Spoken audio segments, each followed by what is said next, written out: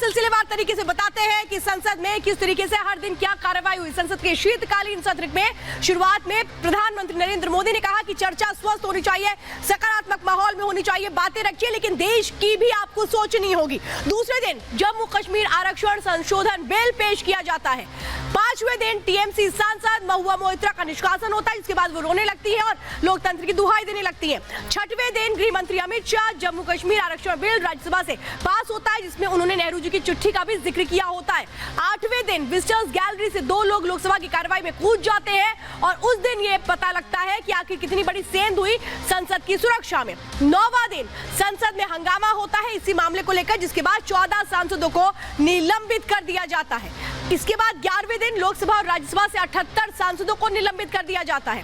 12वें दिन उपराष्ट्रपति की मिमिक्री की जाती है। कल्याण बनर्जी के संसद के बाहर मकर द्वार पर इकट्ठा होकर के वहां पर ये मिमिक्री कर रहे होते हैं। 12वें दिन लोकसभा से 49 सांसद निलंबित कर दिए जाते हैं। 13वें दिन 3 क्रिमिनल विधेयक को लोकसभा से पास करवाए जाते हैं। तो 14वें दिन लोकसभा से 3 सांसद को फिर से निलंबित कर दिया जाता है जो हंगामा कर रहे होते हैं। लेकिन सवाल तो यही है, क्या सांसदों का, विपक्षी सांसदों का मकसद सिर्फ और सिर्फ हंगामा करना है? आखिर देश की कौन सोचेगा? खुद को जनता का प्रतिनिधि कहते हैं, वोट मांगने के लिए जब जनता के बीच जाते हैं तो कहते हैं मुद्दों को उठाएंगे, लेकिन क्या मुद्दों को ऐसे उठाएंगे? आप समझिए इसका असर कैसे होता है। देश में आप समझिए 6% जाट आबादी जो इस पर गुस्से में, जबकि 8 करोड़ 25 लाख वोटर्स आते हैं इन पूरे इलाकों से।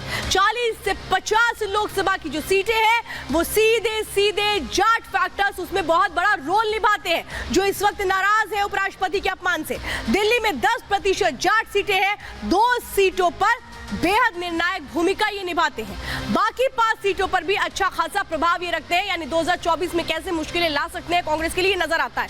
हरियाणा में जाट आबादी 29% है। यहाँ पर कितना इनकी हिस्सेदारी है समझिए, सभी 10 लोकसभा सीटों पर सीधा असर ये रखते हैं। पश्चिमी उत्तर प्रदेश में खासतौर पर बात करें तो जो जाट वोटर्स है वो एक अच्छी हिस्सेदारी रखते हैं, निर्णायक भूमिका निभाते हैं। राजस्थान में 14% जाट मतदाता है, 10 सीटों पर जाट वोटर्स का सीधा असर है। मध्य प्रदेश में देखिए 5% जाट आबादी है, तो कई सीटों पर समीकरण बिगड़ने में अब कैसे ये सक्षम हो सकते हैं, बड़ी भूमिका निभा सकते हैं, क्योंकि सीधे एक तरीके से यहाँ पर जो चुनौती दी गई है वो जाट समाज की ओर से दी गई है। लेकिन फिर भी कैसे यहाँ पर जो कांग्रेस सांसद है रंजीता रंजन, वो कह रही है कि जाटों का सहारा लिया जा रहा है, जिसको जवाब दिया गया है संबित पात्रा की तरफ से। सुनिए जरा।